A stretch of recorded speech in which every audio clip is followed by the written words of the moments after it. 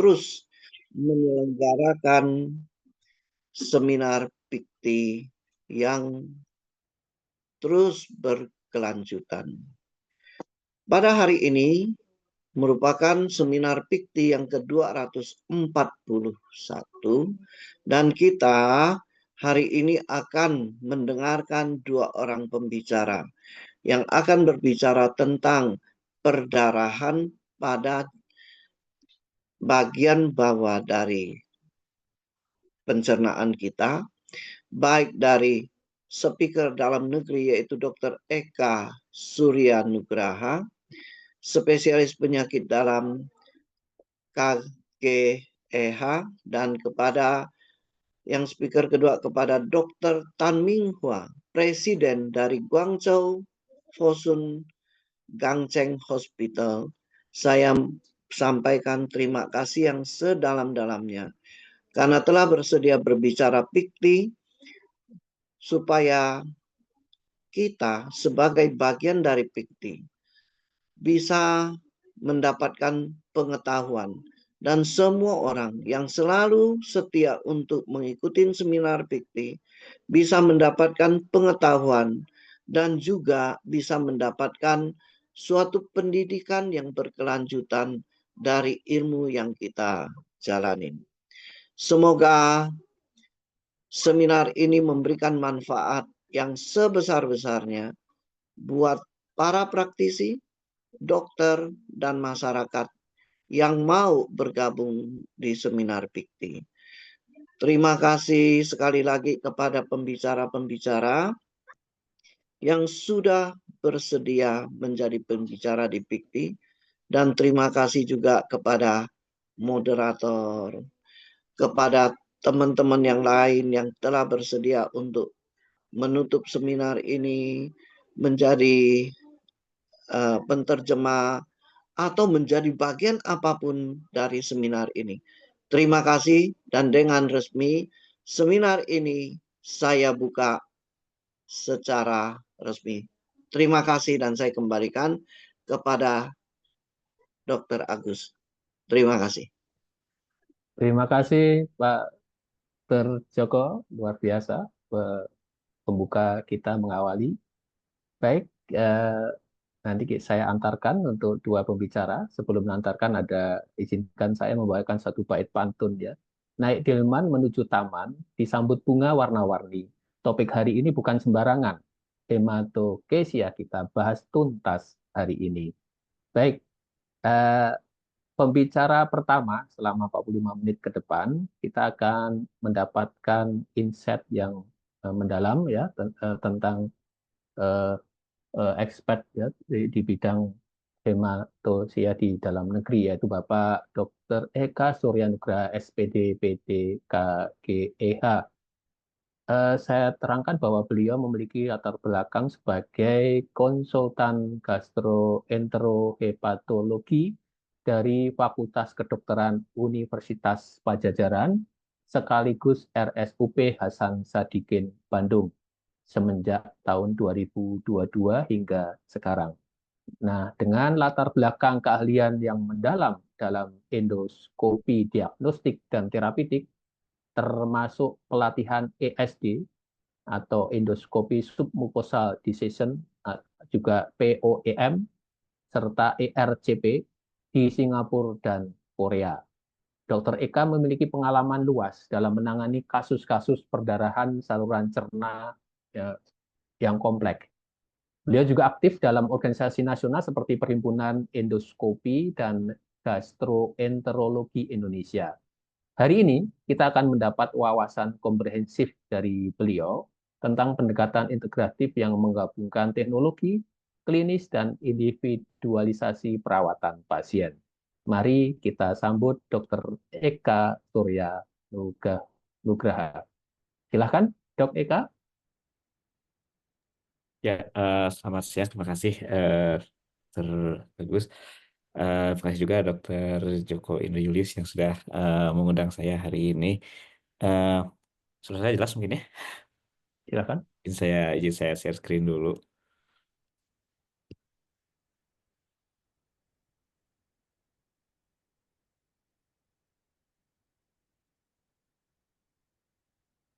Ya, topik yang akan saya bawakan hari ini mengenai perdarahan saluran cerna bagian bawah. Ya, sesuai tema yang diberikan panitia saya gitu. Jadi mungkin kita akan fokus eh, bagaimana cara, ya, terutama ini ya mungkin diagnosis awal, kemudian deteksi awal, dan bagaimana cara-cara eh, pengobatan terbaru ya yang ada yang bisa kita lakukan untuk mengatasi perdarahan saluran cerna bagian bawah ini. Oke, jika saya mungkin untuk tadi mungkin sudah dikenalkan oleh Pak Moderator Pak Agus. Jadi saya sendiri memang masih apa namanya, saat ini staf di Departemen Ilmu Penyakit Dalam Sekitar Sadikin Bandung. Eh, ini adalah outline yang akan kita bahas mungkin dalam 45, kira-kira mungkin 40 menit, 40 menit ke depan. Eh, Sebenarnya saya sih lebih santai ya, kalau kalau 40 menit sepertinya waktunya sangat-sangat panjang, jadi mungkin saya tidak perlu harus buru-buru sih sebetulnya. Jadi ya, jadi kita kita mungkin sedikit bahas mengenai apa sih sebetulnya perdarahan saluran cerna bagian bawah, kemudian etiologi atau penyebabnya yang paling sering, bagaimana terbentuknya atau patogenesis, kemudian tampilan klinisnya apa, eh, bagaimana cara diagnosis, dan yang terakhir mungkin kita sedikit treatment yang mungkin kita bisa lakukan ya kalau secara medis ya, sesuai mungkin kalau di bidang kita di bidang gastroenterohepatologi, karena memang untuk tata laksana perdarahan saluran cerna bagian bawah ini tidak hanya oleh dokter gastro tapi juga bisa nanti melibatkan bagian radiologi intervensi, bisa juga melibatkan juga bagian bedah juga untuk tata laksana yang lebih lanjut, lebih komprehensif. Oke, mungkin sedikit kita ini mikir kembali apa itu saluran cerna bagian bawah. Jadi saluran cerna bagian bawah itu sebetulnya adalah eh, saluran yang dibatasi oleh mulai dari ligamen trades hingga eh, anus ya. Jadi kalau kita lihat gambar anatomi badan kita, ini disebut usus besar, kemudian ya, kecil-kecilnya itu usus halus ya.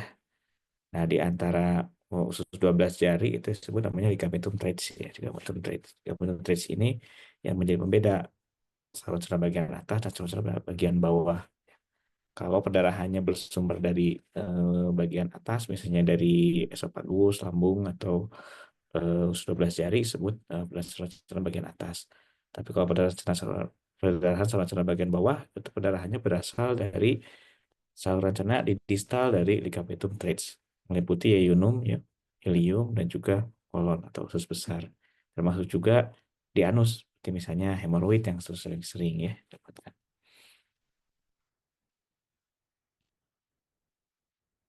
Jadi ini saya ambil dari KMK ya tahun 2023 yang paling baru ya, eh, supaya seragam gitu. Jadi yang disebut perdarahan saluran bagian bawah adalah perdarahan yang berasal dari hilir, duodeno, jejunal di ligamentum trades, termasuk usus halus, usus besar, rektum, dan juga anus. Pada perdarahan saluran cerna bagian bawah terkadang juga terdapat perdarahan dari usus halus, namun jarang terjadi. Biasanya paling paling banyak memang perdarahan saluran cerna bagian bawah itu dari usus besar ya, kolon, atau mungkin kita kenal hemoroid ya. Biar itu yang paling banyak sebetulnya. Dan perdarahan ini memang dari usus halus itu biasanya kalau sudah kita periksa ternyata usus besarnya normal dengan cara kolonoskopi eh, dan tidak ditemukan, maka kita bisa beranggap bahwa perdarahan bisa dari usus halus. Dan memang perdarahan usus halus ini salah satu yang sulit ya, sulit ditemukan, dan kadang-kadang juga sulit ditangani kalau misalnya eh, kita tidak temukan sumbernya gitu.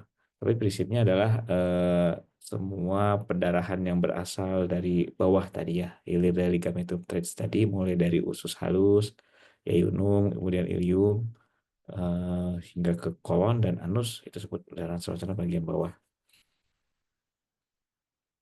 Nah, ini salah satu contoh kalau perdarahan saluran bagian bawah seperti ini ya. Jadi warisannya warnanya kemerahan, merah sekali, atau eh, agak marun ya, merah agak marun, jadi merah agak kecoklatan. Dan sebetulnya idealnya dilakukan kolonoskopi seperti ini untuk memastikan apakah betul ada sumber perdarahannya di bagian usus yaitu bagian bawah. Cuma sayangnya kolonoskopi ini hanya mencapai ilium terminal saja, tidak sampai ke ilium proksimal atau bahkan sampai yeunum ya. Ini keterbatasannya. Jadi kalau kita melakukan kolonoskopi, kalaupun ternyata hasil kolonoskopinya tidak bisa menemukan, belum tentu tidak ada gitu. Jadi kita harus lakukan beberapa modalitas lain untuk menentukan diagnosis dari perdarahan saluran cerna bagian bawah tadi. Ini sedikit saya gambarkan video mengenai normal kolonoskopi ya sebagai gambaran. Jadi kolonoskopi itu kita masukkan dari anus ya, masuk, nanti mulai masuk ke rektum. Nah ini sudah masuk ke rektum ya.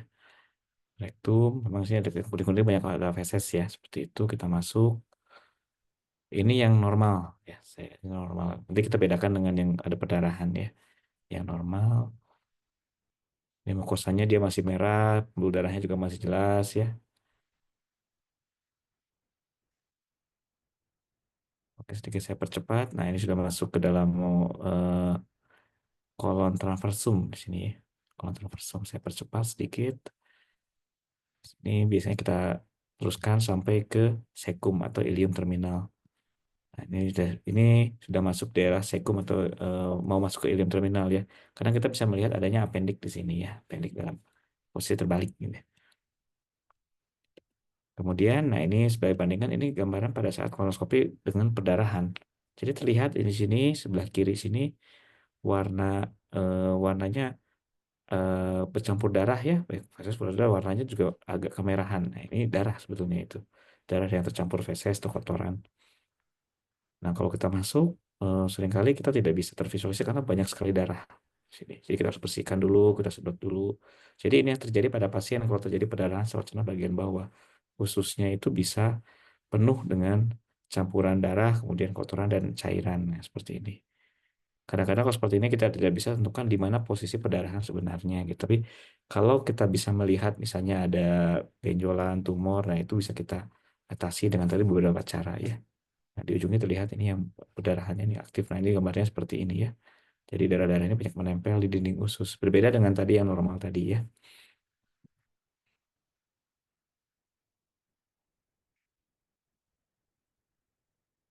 Ya, mungkin saya lanjutkan lagi. Nah, kita beralih ke penyebab ya atau etiologi. Jadi penyebab saluran perdarahan saluran cerna bagian bawah kita bisa bedakan lokasinya, kemudian jenis perdarahannya dan penyebabnya.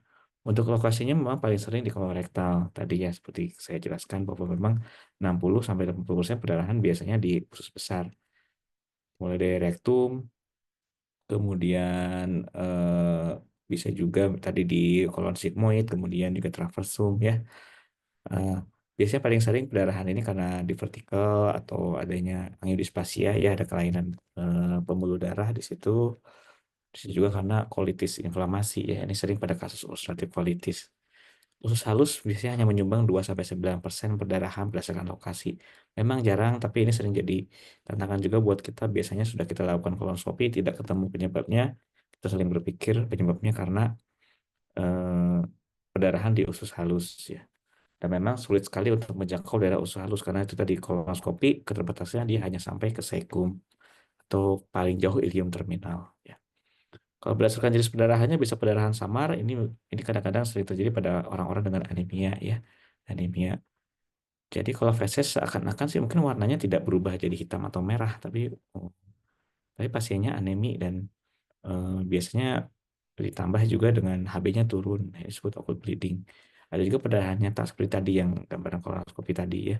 Perdarahan nyata ada warna kemerahan atau bahkan merah marun kita bilangnya merah agak kecoklatan ya. Dan biasanya bisa terlihat oleh pasien, keluhan pasien juga dokter.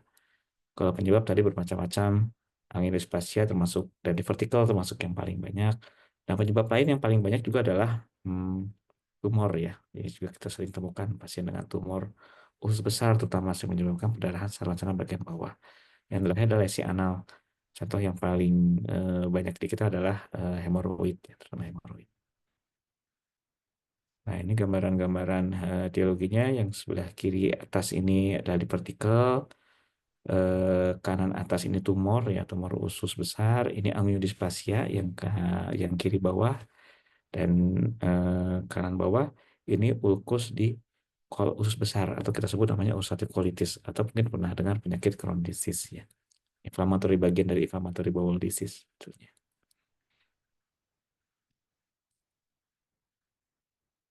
Nah, secara epidemiologi sebetulnya kita ambil mungkin data dari Eropa ya. Kalau tadi kita mungkin eh, belum keluar hasil semuanya, tapi sebagian besar biasanya karena tumor kalau di kita ya, atau misalnya penyakit-penyakit inflammatory bowel disease. Kalau di luar paling banyak memang di vertikal. Jadi di vertikal kita tadi ya seperti ada celah atau ada celah di usus besar, kemudian dia bisa mengganggu stabilitas pembuluh darah, menyebabkan perdarahan. Sini katakan bahwa insidensinya cukup besar ya, bisa sampai 20%. Kemudian juga penyakit anorektal. Mungkin anorektal ini yang paling terkenal adalah hemoroid ya, ambeien. Ini juga termasuk penyakit yang banyak menyebabkan perdarahan saluran bagian bawah. Yang terakhir adalah bisa karena colitis atau radang usus.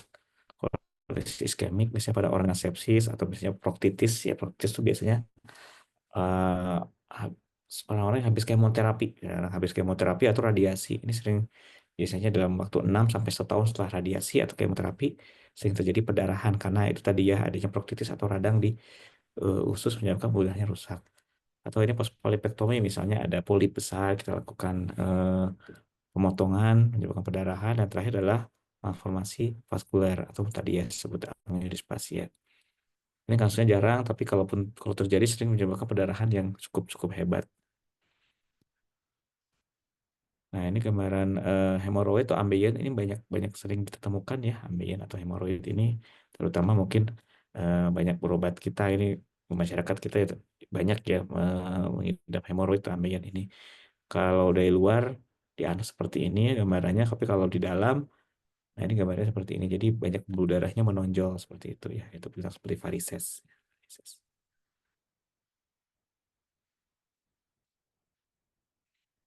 Nah, ini beberapa patogenesis atau perjalanan dari perdarahan saluran bagian bawah. Yang paling banyak tadi di vertikal ya, di vertikal. Jadi vertikal itu semacam ada kantung di usus yang menyebabkan dia merusak atau mengganggu pembuluh darah di usus itu sendiri. Ada juga angiodisplasia ya. Angiodisplasia lebih karena permasalahan gangguan formasi atau malformasi. Biasanya kalau angiodisplasia ini paling sering ditemukan pada anak-anak, sehingga ya, pada anak-anak. Kalau dewasa jarang. Biasanya kalau dewasa itu sudah membaik sendiri. Tapi kita juga sering pada kasus-kasus misalnya dengan lupus terjadi angiodisplasia ya. Colorectal cancer biasanya menyebabkan perdarahan karena dari tumornya itu sendiri. Kemudian colitis, nah infeksius colitis kita bagi dua, ada yang eh, inflamasi atau disebut namanya Crohn disease atau ulcerative colitis, ada juga karena iskemik, biasanya pada kasus-kasus contohnya pada sepsis ya, atau misalnya pada kasus-kasus gangguan perdarahan ya, gangguan darah. Yang terakhir adalah infeksi. Yang paling banyak di kita TBC. Jadi TBC juga masih bisa kita pertimbangkan kalau kita temukan perdarahan saluran bagian bawah. Walaupun sebenarnya TBC itu jarang menyebabkan perdarahan, tapi bisa ya. Itu perdarahan paling sering memang kalau statistik di vertikal yang paling sering. Biasanya pada orang-orang tua di vertikal ini. Menyebabkan perdarahan tiba-tiba banyak, tapi kemudian bisa berhenti sendiri.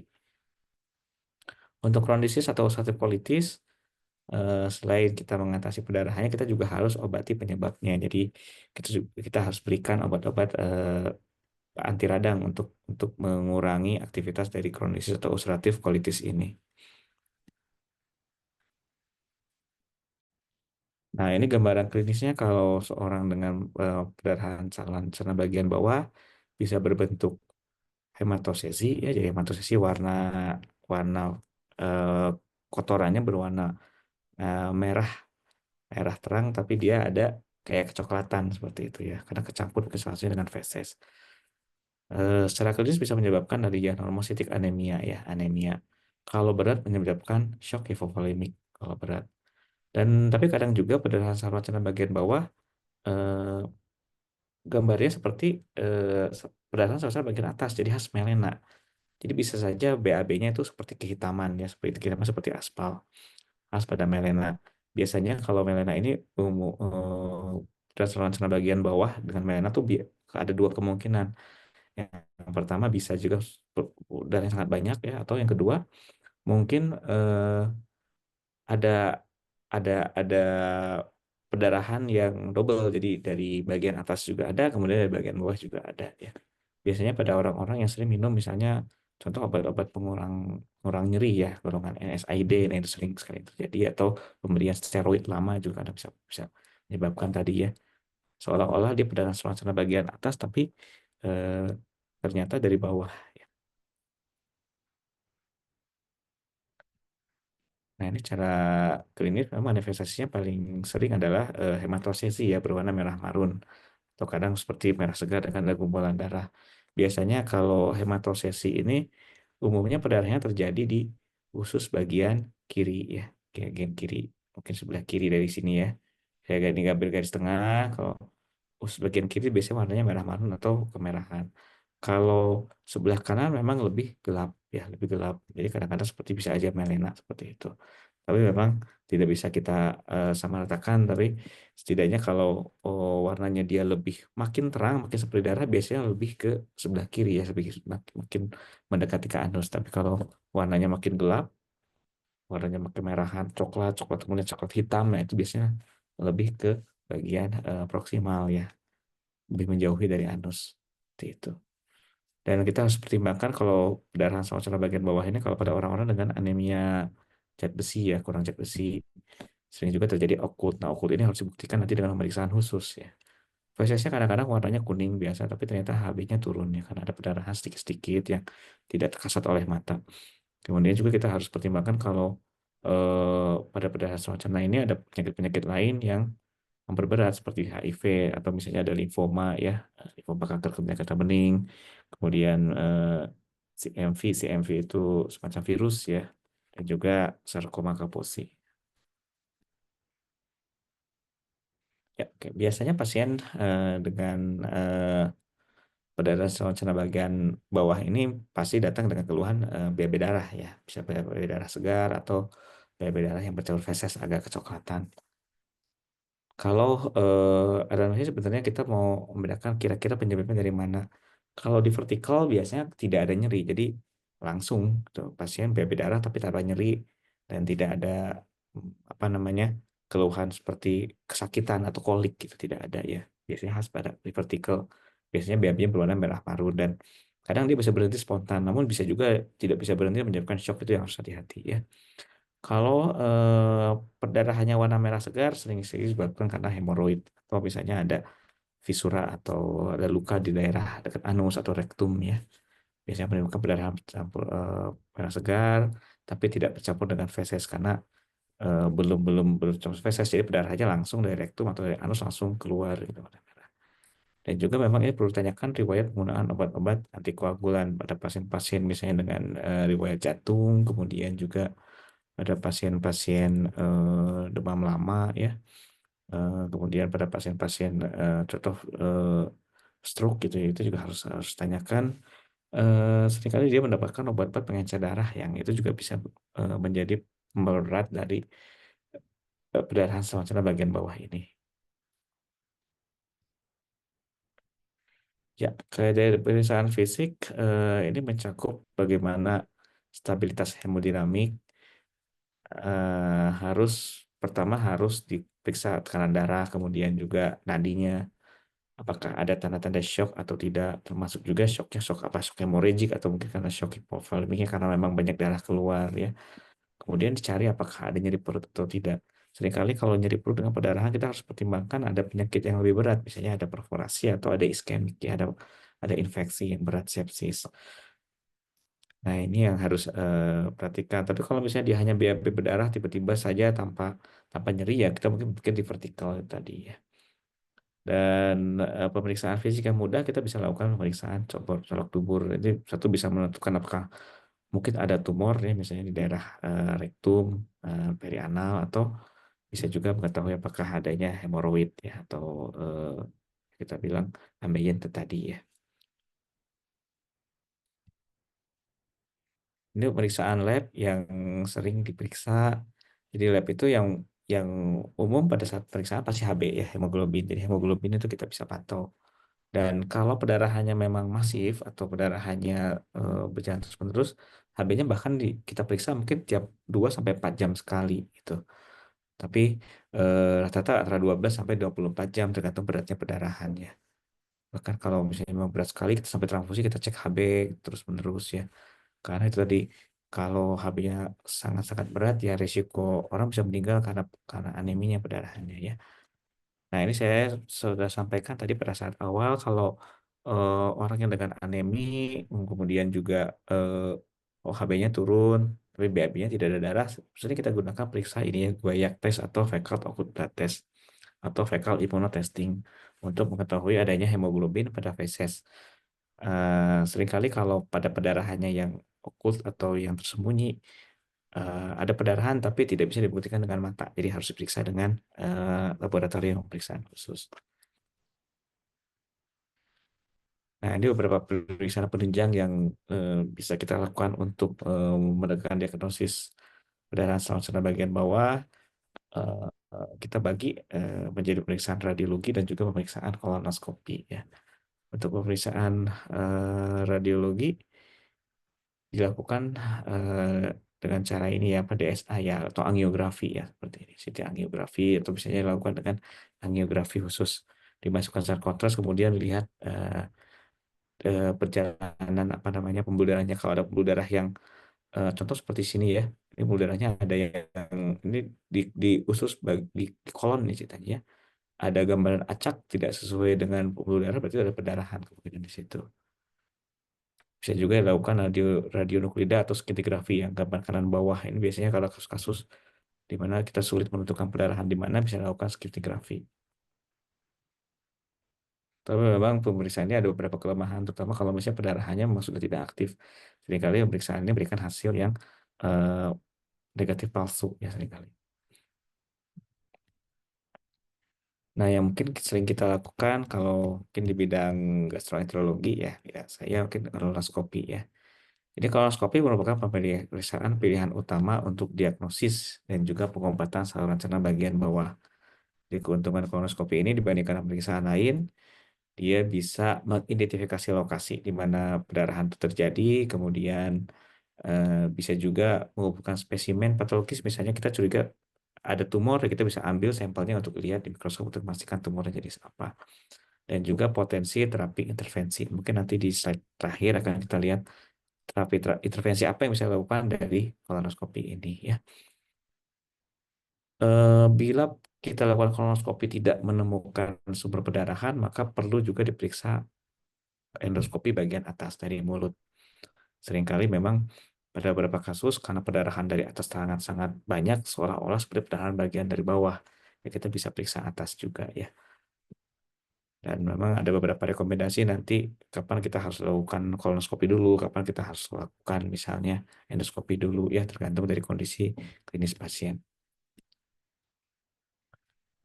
Nah, kalau endoskopi atau kolonoskopi tidak bisa menemukan penyebab, kita bisa lakukan pemeriksaan endoskopi kapsul ya. Mungkin nanti saya sedikit gambarkan apa itu endoskopi kapsul, skintigrafi dan angiografi khusus dengan embolisasi di sini. Jadi kalau pada kasus tidak mungkin kolonoskopi, misalnya di perdarahannya sangat-sangat banyak ya, kan seperti tadi kalau pada saat perdarahannya aktif tuh kita nggak bisa lihat apa-apa pada saat kolonoskopi, bisa lakukan angiografi atau skintigrafi ya.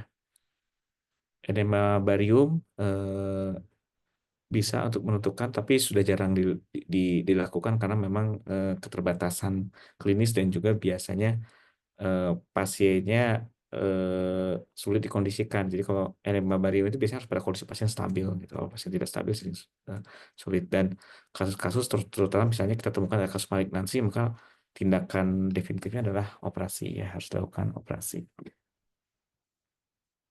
Jadi kalau lihat dari bagian ini, kalau ada perdarahan saluran bagian bawah, dilihat hemodinamiknya stabil atau tidak.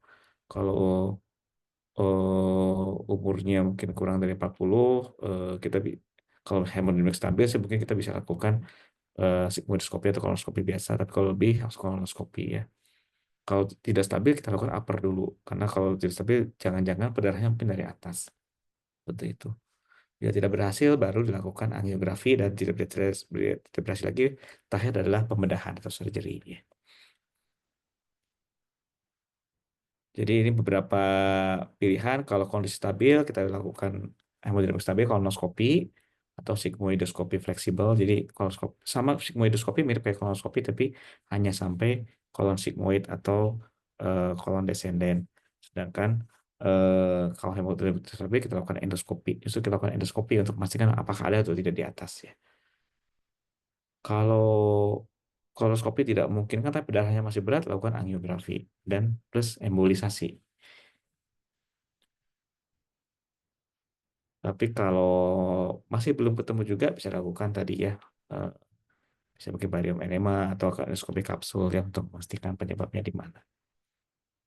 Tapi enema atau kapsul ini scintigraphy dilakukan setelah endoskopi dan kolonoskopi selesai dilakukan. Kalau belum berhasil, lanjut sih. Nah, ini contoh endoskopi, kapsul endoskopi, jadi dimasukkan kapsul dari mulut, nanti akan dilihat ya. Dimonitor dari jarak senti-senti ke senti, kemudian jadi detik ke detik ya, dilihat.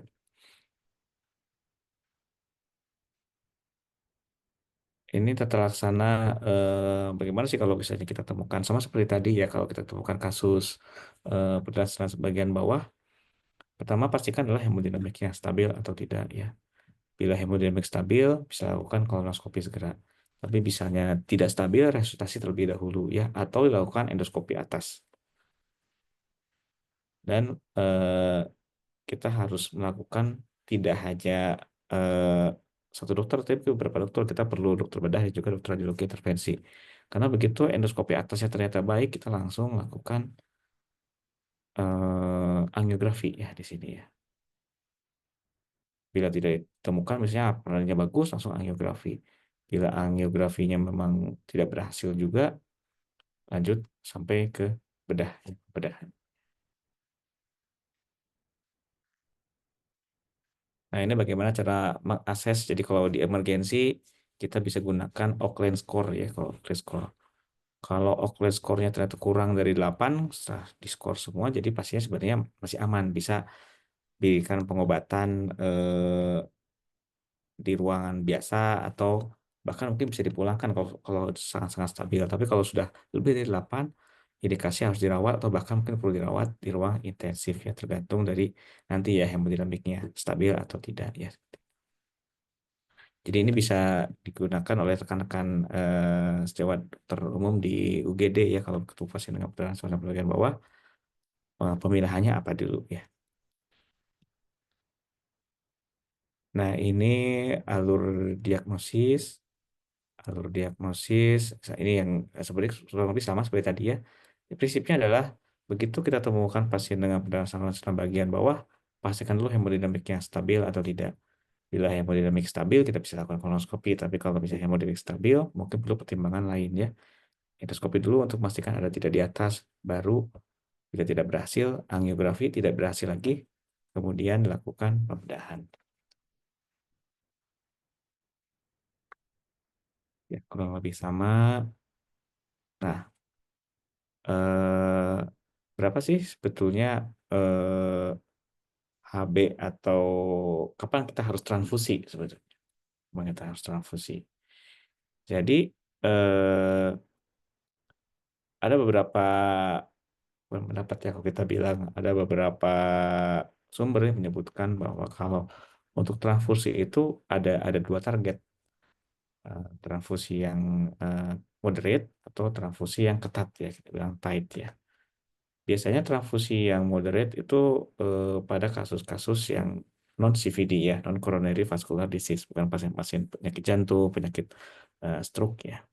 Kalau pada pasien-pasien yang memiliki riwayat stroke atau riwayat penyakit jantung, transfusinya harus lebih agresif. Gitu. Di sini kita ambil dari European Society Gastroenterology. Pada pasien-pasien dengan Oakland ya, Oakland. Jadi kalau pasien Oakland lebih dari 8 di sini ya. Kalau sudah lebih dari 8 tadi yang kita periksa pada saat awal lebih dari 8, maka kalau HB-nya kurang dari 7 perlu transfusi ya.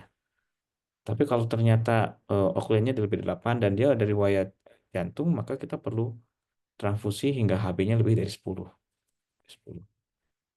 Jadi sebetulnya kalau pada orang-orang tidak perlu misalnya HB harus di atas 10, 12, 13, tidak semua pasien. Kalau misalnya pasiennya tidak ada pemberat komorbid penyakit jantung, cukup diberikan sampai HB 9. Tapi kalau ada berat penyakit jantung harus diberikan lebih dari 10 ya, lebih dari 10. Jadi ini mungkin yang perlu kita garis bawahi. Jadi kalau pada pasien-pasien dengan perdarahan saluran bagian bawah dengan anemi karena perdarahan karena shock karena hemoragiknya, tidak semuanya harus transfusi. Kalau misalnya ternyata dia HB-nya masih 10 atau 11 itu tidak perlu ya, itu pun kita pantau dulu. Begitu HB-nya turun baru kita lakukan transfusi ya. Transfusi juga ada dua, kalau tanpa gangguan penyakit jantung cukup diberikan kurang antara 7 sampai 9. Tapi kalau dan kalau kurang dari 7 ya. Tapi kalau ada penyakit jantung begitu HB-nya kurang dari 8 langsung diberikan. Langsung diberikan dengan target HB lebih dari 10. Jadi kalau kita bagi terapi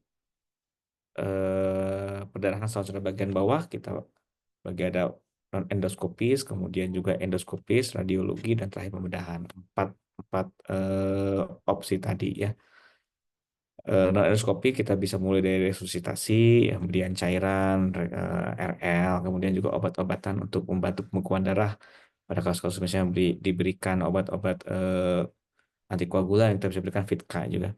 Kalau pasien dengan shock hemorrhagic yang mungkin tidak respon dengan pemberian cairan bisa diberikan vasopressin atau somatostatin. Kadang-kadang kalau misalnya kita curiga memang ada gangguan variceal bleeding juga, kita berikan somatostatin, dan PPI kalau curiga memang ada ulcer. Untuk endoskopi kita kenal ada beberapa tindakan yang paling, ya ini sebenarnya 3 yang paling banyak ya kita bisa lakukan: hemoclip, jadi kita klip atau kita jepit langsung pembuluh darah yang berdarah ya, atau juga bisa lakukan namanya non kontak termal dengan alat koagulasi. Jadi seperti kalau ada luka tuh kayak dibakar gitu, seperti itu ya. Dan terakhir adalah non termal dengan hemospray. Cuma sayang untuk hemospray ini belum belum tersedia lagi di Indonesia. Saat dulu kita pernah punya hemospray, jadi cukup disemprotkan, kemudian berdarahnya akan berhenti, gitu, akan berhenti. Mudah, cuma harganya cukup mahal. Dan terakhir adalah pemeriksaan intervensi radiologi dengan cara angiografi. Jadi angiografi ini mirip seperti kita melakukan kateter jantung, sama, tapi ditujukan ke pembuluh darah di saluran cerna. Kalau orang dengan serangan jantung kita masukkan kateterisasi jantung, kemudian dibuka pembuluh darahnya. Kebalikannya pada saluran cerna, pembuluh darahnya ditutup dengan cara tadi dengan embolisasi atau bisa dengan coiling, ada namanya coiling gitu, angiografi. Memang saya tidak bisa jelaskan lebih banyak karena bukan bidang saya, tapi setidaknya prinsipnya itu. Jadi kalau pada orang dengan perdarahan saluran cerna bagian atas dilakukan angiografi, ditemukan ada perdarahannya, kemudian dilakukan coiling, disempitkan pembuluh darahnya, di embolisasi, dibuat disumbat, atau yang kedua bisa juga coiling, dipasang semacam mirip kayak kalau kita cincin ya, kayak cincin jantung, tapi tujuannya bukan untuk membuka tapi untuk menutupkan pembuluh darah. Dan terakhir adalah pembedahan. Jadi pembedahan ini bagi beberapa teknik, biasanya tergantung dari posisi perdarahannya di mana. Kalau pada pasien-pasien dengan perdarahan yang akut, kadang kita langsung lakukan laparotomi sambil lakukan damage control untuk memastikan sumber perdarahannya dengan pembedahan. Jadi pembedahan pada kasus perdarahan saluran cerna itu pilihan terakhir. Karena seiring berkembangnya zaman ya, terapi endoskopi dan juga terapi radiologi itu bisa mencegah atau bisa istilahnya menolong ya sebelum dilakukan tindakan operasi gitu. Kalau mungkin zaman dulu mungkin 30-40 tahun yang lalu harus selalu operasi dengan perdarahan saluran cerna, saat ini tidak perlu operasi ya. Cukup dengan endoskopi atau paling lebih advance adalah dengan radiologi ya, angiografi. Nah, mungkin kita ingat kembali kalau pada saluran bagian bawah kita bagi ya, hemodinamik stabil dan juga tidak stabil. Pada pasien dengan hemodinamiknya stabil bisa dilakukan kolonoskopi. Begitu sumber pendarahan yang tidak diketahui bisa dilakukan angiografi. Angiografi pun tidak diketahui juga dan darahnya masih aktif, ya kita lakukan operasi atau pembedahan. Kalau hemodinamiknya tidak stabil, upper endoskopi dulu. Jadi tujuannya untuk melihat, seringkali pada kasus-kasus yang hemodinamik tidak stabil, pendarahannya banyak, ternyata bukan dari bawah tapi dari atas. Jadi umumnya kalau dari atas kan harus untuk melena ya, karena kecampur oleh asam lambung, tapi ini belum sempat ketemu asam lambung langsung keluar ya karena saking banyaknya. Di sini kita pernah dengan beberapa kasus ditemukannya.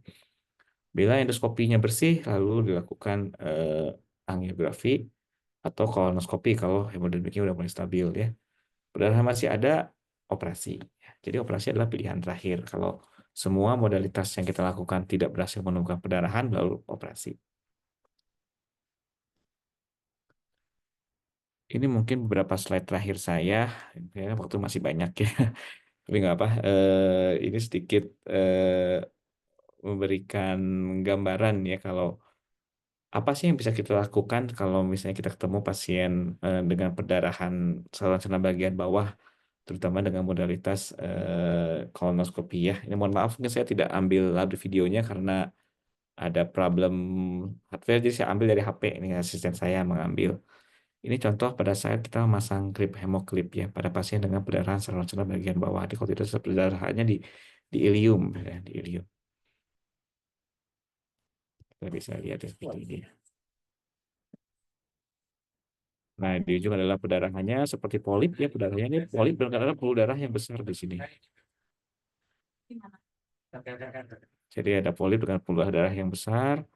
Ini darahnya masih mengalir, ya kita bilang namanya oozing ya. Jadi mengalirnya tuh sedikit-sedikit, bukan memancar. Kalau memancar tuh spurting. Sama juga obat hemokip. Nah, ini kelihatan pembuluh darahnya ya. Kita klip. Kemudian berhenti. Darahnya yang tadi masih mengalir, setelah itu berhenti ya. Atau kita ulang lagi sedikit. Nah, ya. Klip itu semacam kayak kawat, ada dua ujung, kemudian begitu ada pembuluh darah yang sobek, biasanya kita langsung diikat seperti itu ya, seperti diklip namanya, diikat. Dan ini dramatis, begitu diklip berhenti perdarahannya. Berhenti. Karena kena ke sumber perdarahannya, nah langsung bersih seperti ini.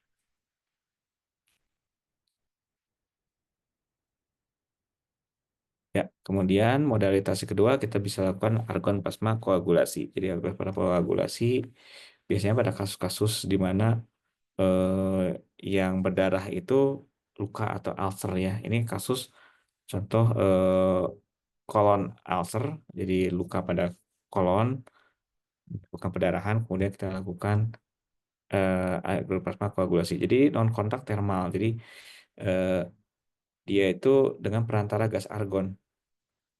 Jadi semacam kayak dibakar dengan listrik yang tegangan tinggi ya. Nah, seperti kelihatan ada percikan api seperti petir gitu, seperti itu. Nah, itu akan membakar pembuluh-pembuluh darah yang sobek atau pecah tadi. Biasanya untuk argon ini kita perlu beberapa kali pengulangan. Jadi kalau mungkin hari pertama eh, kita anggap mungkin sekitar 30%-nya, hari keduanya mungkin 30%-nya lagi, kan tidak bisa langsung semuanya. Ini sangat luas ini eh, lukanya, jadi saya perlu beberapa kali tindakan nih, sampai 3 kali kalau tidak salah baru berhenti pastinya. Begitu coba ulang lagi ya, seperti ini. Nah, jadi ini thermal. Ini lebih aman. Kalau dulu kita ada namanya kontak termal, tapi itu sering membuat perforasi kalau dulu. Tapi saat ini non kontak. Jadi perantaranya adalah udara. Perantaranya ada maaf, udara, argon, gas argon. Jadi gas argon itu akan mengalirkan aliran listrik langsung ke mukosa usus dan tadi menghentikan perdarahan di situ.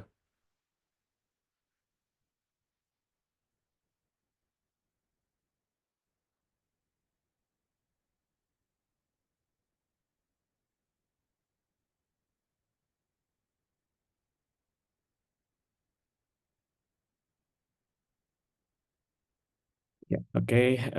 Dan ini yang terakhir sebagai slide penutup saya, mungkin ini disebut namanya hemospray. Jadi hemospray sama kasus perdarahan. Nah, tinggal disemprotkan di daerah yang mengalami perdarahan. Ini sebenarnya mudah sekali untuk hemospray ini, cuman satu mahal, dan yang kedua adalah risiko sering terjadi emboli ya, sering terjadi emboli. Ini salah satu yang sehingga di beberapa negara kadang untuk hemospray ini ditarik, gitu. Jadi tidak digunakan lagi. Lebih aman tadi ya dua yang tadi, yang pertama klip atau argon plasma itu yang paling aman. Jadi mudah sebenarnya penggunaannya, tinggal semprot. Ini bentuknya serbuk ya, semprot. Kemudian setelah itu dia akan menghentikan perdarahannya otomatis itu. Berhenti perdarahannya. Seperti ini. Ini mungkin ini slide terakhir saya. Terima kasih. Ini saya serahkan kembali pada moderator. Terus Agus lanjutkan. Terima kasih.